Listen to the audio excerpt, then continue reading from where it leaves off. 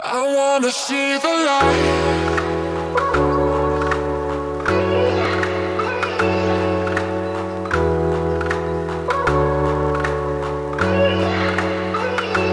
See the light.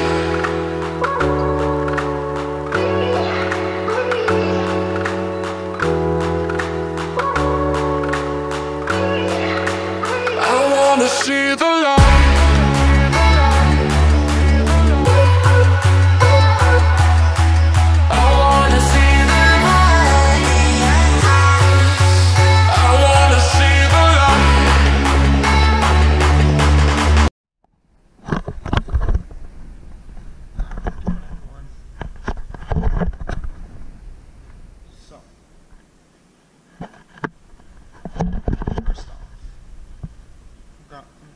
Swim in this lovely pool. It's the worst part about going is always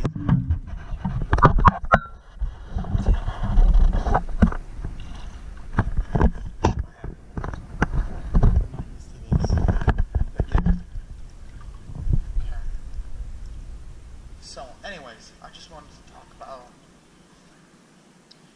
today was Redbird Day, and sadly I didn't get to record that much of it because I'm not used to vlogging that much. I want to get better at it. This feels so good. But anyways, so let me talk about my experience.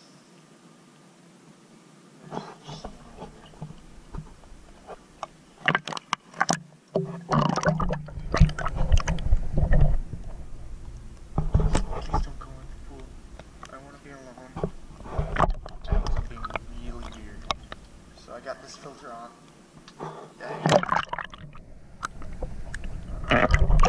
Got this underwater case, which is cool. And I have the pool all to myself. But anyways, so what happened today at ISU? Well, we went driving. I don't know if I have a clip of us driving, but we went driving to there. Then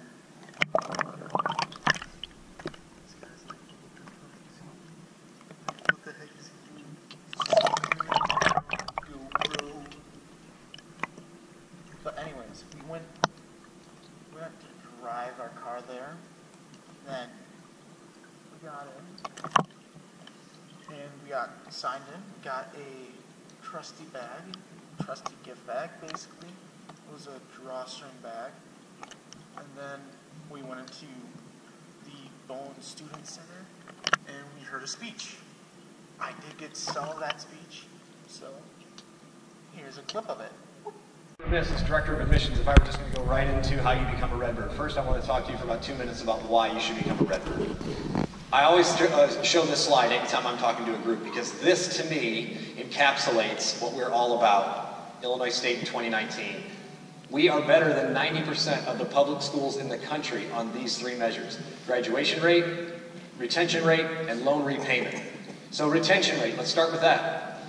Retention rate tells you what percentage of students return to your school year after year after year after year. We're better than 90% of the public schools in the country at retention. All that tells you is students like it here, right? They're happy. Academically, they found their fit. Socially, emotionally, financially, food, things to do in town, all the ways that you'll experience a college. Students love it here, and that's why we're as high as we are in retention. Graduation rate. Parents, anybody freaked out about cost? Yeah.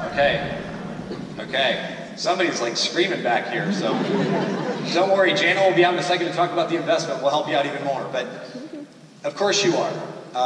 It's a big investment. It's the most worthwhile investment you'll ever make, in my opinion, but it is a big investment. So you want to know that your student's going to get out on time. We're in the top 10% of all public schools in the country on graduating students on time. And that matters because you don't want to pay a fifth year of tuition if you don't have to. And you want your student to be making money as he or she graduates and goes on for that successful career. So we do that exceptionally well. And then lastly, loan repayment. We're about 4 times better than the national average on our students paying their loans back on time and not defaulting. So I know Jana's going to speak to this, but our students very rarely default on the loans that they've taken out. And that means all of these things together tell you that students love it at Illinois State. They wish they could stay for a 5th year, but we kick them out after 4 generally. And then they're on doing what they should be doing, and they're able to pay those loans back because they've got marketable degrees. So this, to me, is what every college should be able to promise you. And I feel like we really deliver on all these things. So that's the first thing. Secondly, I don't talk about rankings much at any time because I don't love rankings, because to me they're all pretty fallible, right? Everybody uses their own methodology. You have no way of knowing why somebody says this is the 8th best school for this, it's the 16th best school for that, and you got to really dig to find out how they arrived at that and how flawed maybe their calculus was. What I like about the Department of Ed's scorecard is it's just a data set. So you can go out, you can put in any school's name, and you can see just straight data on pretty important metrics. So we said, okay, since they don't rank, let's see how we fare, right? So this is straight from the college scorecard. Average cost, less than $21,000 out of pocket for our students. Average graduation rate, we already talked about that. And then earnings potential. Salary after attending, as defined by the scorecard, is 10 years after a student starts at their institution. So typically for our students, it's 6 years after they've graduated from us. They average over $47,000 at that point in their career. That's about $10,000 better than the national average. So we said, okay, how many schools on the scorecard, which is the 1,600 public colleges in the country, how many of those institutions can say all 3 of these things? They cost as little as we do on average, they graduate students like we do, and they have that kind of earning potential. So here they are, mapped out for you. Here are the schools in our category. Here's how many can say all 3 of those things anymore. That's where we are if you didn't know. So we're in pretty rarefied air anymore. Illinois State is with the big boys when it comes to return on investment, period. And that's why I say, in addition to all the things I was telling you about regarding how happy our students are and all of that, and I hope you get a feel for that throughout the day on campus today and meet even more people than you have to this point. This kind of hard-hitting stuff is why I say it's a great time to be a Redbird. So let's talk now. After the speech, we went and I'm doing learning, or I'm basically doing education as a major there. So I'm majoring in education. Hopefully you guys can hear me because that would just suck. I'm going to have to raise up the video volume. I'm just getting on topic because I'm also doing this off script. So anyways, we went down to ISU, we got into the education program, and here's the thing, the fun thing about going into education. There's a lot of girls, not a lot of boys, so it felt weird to take some video of it, so I don't have any video to show you that. And then we went to the cafeteria. That's good, but here's the fun thing. Our school's playing Senior Assassins at the cafeteria. Is playing Senior Assassins. And guess who I saw? Yep, I saw my target. So, I pulled up my trusty Nerf gun and got her. And here's a pic. I'm going to do the Instagram photo because it's up on Instagram. Here's the Instagram photo.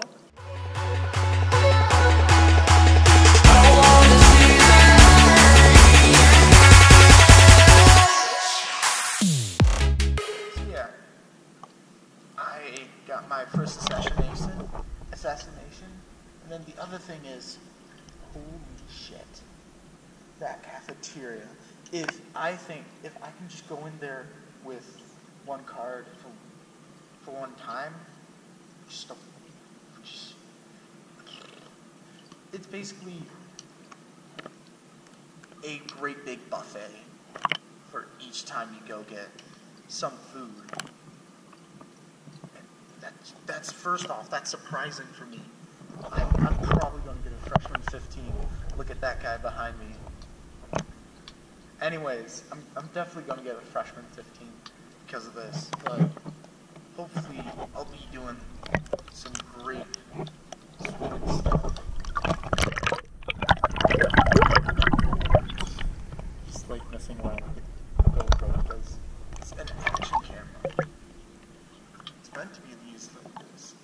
And then the other thing is, so they have this hot chocolate / coffee machine there, and oh, this is in Waterston Towers, by the way. We went to Waterston Towers for a free complimentary lunch, and in that lunch, I had pizza, which was good, and noodles, which was also good. But the other thing is, they had a hot chocolate machine / something called French vanilla. And me not knowing a lot about coffee, I did the French vanilla. It turned out to be coffee, and it tasted great. I need to try it again because, yeah, I like it. I'm gonna need to actually swim soon, or try to. But anyways, after that, we went to the residence hall, and I went to Hewitt, Manchester. I plan to dorm there because of the theme living and learning community there. Because they have education, and I'm going into education. And so, really, that's really it. Nothing else really happened that much. It's nothing exciting. We did get free shirts. I'm going there for sure. And if you guys have any questions about it, just comment down below. Hopefully you guys are getting a good image quality. If not, I am sorry. And here's some other cool clips that I got. I found also, we went exploring and found cool places. So, yeah, here are those clips.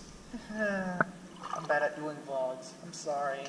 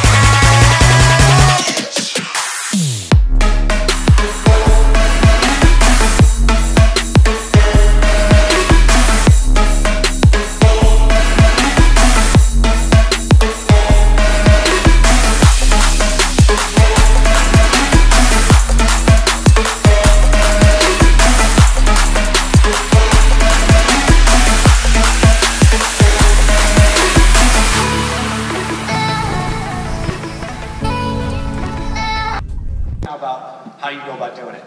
On your agenda, on the back, there's a notes page. So, if you want to jot anything down that I say, you can. Some of this information is already in your acceptance packet, but I'm going to try to refresh you on a few things. Our website, of course, is a great resource as well, but I want to walk through this in two ways because we have freshmen and transfers in the room. The processes might be a little bit different. They are a little bit different for your two groups.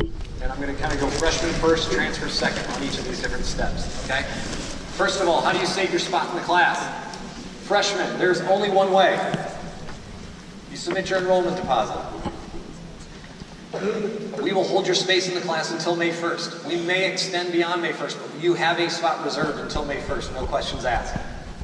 It's a $150 enrollment deposit fee. You submit that enrollment deposit, and that saves your space in the class. You have to do that by May 1 to guarantee that you have a space. I say that because if we see a really large number of students enrolling over the next few weeks, we may close down on May 2nd, and your spot may be taken, okay? So you have until May 1st. We won't pressure you to do anything prior to May 1st. Lots of students have already deposited, that's great. But you have until May 1st to do it, and that's how you reserve your spot. Transfers, it's a little bit different. You attend a transfer day program. So there are 6 of these throughout the spring. The first one is actually a week from today. You register for your classes and meet with your advisor while you're here on campus. You get an orientation, you get your Redbird card. All of those good things happen at transfer day, okay? And there's a $40 fee for transfer day, and that actually goes onto your first tuition bill. So freshmen, you're submitting the enrollment deposit, that saves your spot. Transfers, you attend a transfer day. And you've already received mail about this, so you should have all those dates in front of you. I think they go March 29th through June 2nd or something along those lines. There's 6 of them. Okay. Housing. Our housing portal is open. You can go to our housing website, housing.illinoisstate.edu, and you will find the housing and dining portal. It was open on February 12th. Same deal applies. You have until May 1st to have your housing contract in if you want to have a choice in roommate and room selection. Throughout this summer, you can still submit your housing contract, but you'll lose some of those preferences, okay? So between now, even starting in February, from February 12th all the way until May 1, it's a randomized process. Lots and lots of students have already put their housing contract in. They're in no more beneficial position than you if you do it tomorrow or 2 weeks from now, okay? So it's a randomized process because we don't want to pressure you into making a decision sooner than you're ready. But if you get it in by May 1st, it allows you to create your create your roommate profile, try to match with another student on campus and start figuring out the roommate situation, look into the housing units and start to have a sense of what your preferences are. It's a $300 initial payment when you go out there and submit your housing contract, okay? Unless you had an application fee waiver based on economic hardship, if we waived your application fee for you, your initial housing payment is also reduced. It goes down to $50, 50. Once you have gone out and done your roommate profile, and you and your roommate both have to have contracts in by May 1 in order to select each other. If somebody does it after, again, they're going to get assigned. So if you both have it done by May 1, you can make that connection on the portal, and then basically know that there are no steps for you to take. Because it is this randomized process, we want to give everybody until May 1st to be able to get into this process. By mid-May, we will mail you your online room selection date. We will tell you, here's when you go out and select your room. And that starts in early June. So all of this, you do your housing contract stuff before May 1. We'll mail you by mid-May and tell you, here's your date in June to go out and make your actual selection. Transfers. In the way of housing, we have a 2-year residency requirement of all of our students. We want you to live on campus for 2 years for a lot of reasons. So what this is based on in terms of what your living situation is, transfers, is your date of high school graduation. May 2017 was 2 years ago. If you graduated prior to May 2017, you've been out for more than 2 years, you will not live in campus housing, okay? Dean of Students can help you with all of the off-campus options that are available to you. The Dean of Students will be at our Student Services Fair today in the middle of the day. So you can go and talk with Dean of Students today if you want to talk about what some of the apartments options are in town and that kind of thing. But if you graduated high school since May 2017 and you're transferring, you'll live in university housing, okay? And your process is very much what I just described for the freshmen, to go out and submit your housing contract and go through the portal.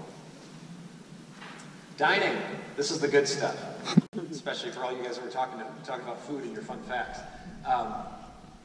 I called it earlier the housing dining portal. It's because when you go out to that portal, you're going to select your roommate, all that stuff. You're going to go out and put your preferences in and do your housing bit. You're going to move right on to meal plan. So right after you do your housing preferences, you're going to move right into the dining portal and you're going to make your meal plan selections. So if you live on campus, all of you freshmen, this will be you. You can have an unlimited meal plan or a per week kind of numbered meal plan. So in essence, you can have 5 days unlimited in the dining centers or 7 days unlimited in the dining centers. That means you can come and go as much as you want, snack all day, whatever. Or you can have 14 meals a week or 17 meals a week, okay? And so, 14 and 19. And that just means that's how many times you're going to swipe your card and go in. So if you swipe your card and you go grab an apple, that counts as a meal, right? Or if you go in there, swipe, and you're in there for an hour and a half, that's a meal. That's one swipe. So you can choose which of those 2 options is going to better fit your lifestyle, okay? And then you have flex dollars in addition to those different trips to the dining centers, or in terms of unlimited. In either case, you have flex dollars on your card, which allow you to spend at some of the retail spots like Starbucks here on campus, all right? Off campus. If you live off campus, you can still have an on-campus meal plan if you choose. Yours is kind of like that per week plan, but it's a per semester plan. So for you transfers that'll live off campus, you can still eat on campus in the dining centers. You can have 50 meals per semester, all the way up to 225. So that's like 3 meals a week minimum, up to 14 meals a week maximum. But it's that kind of per semester plan, okay? It's called a block plan. And that's how you do that. You also have flex dollars attached to your plan. So a little bit different in the way of your meal plans, freshmen, and transfers. All of this is on the housing website, but you can go right from housing into dining as you do your portal. All right? Last steps. We need to finalize your file. Everybody needs immunizations on file by August 1 for the fall.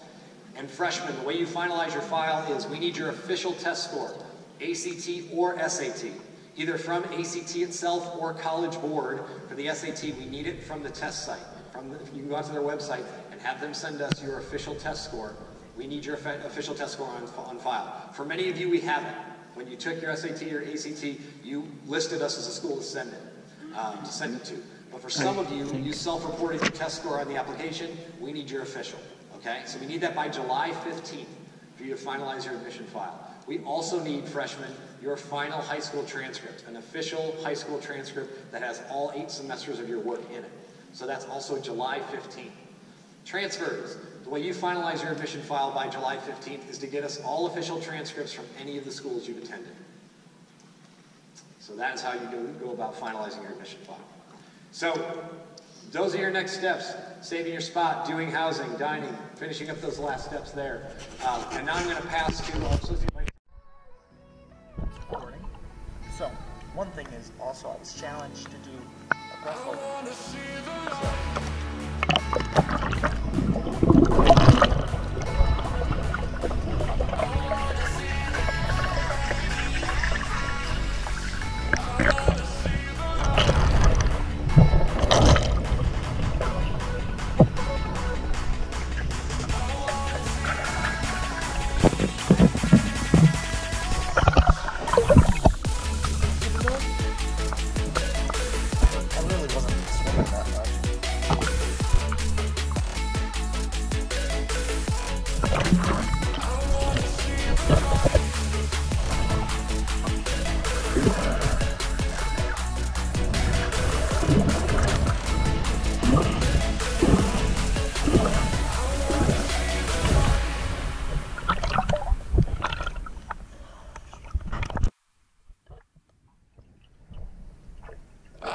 see the light.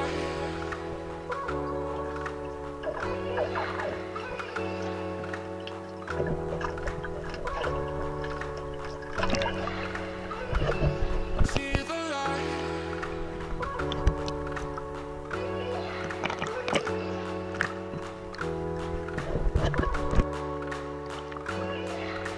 I wanna see the light.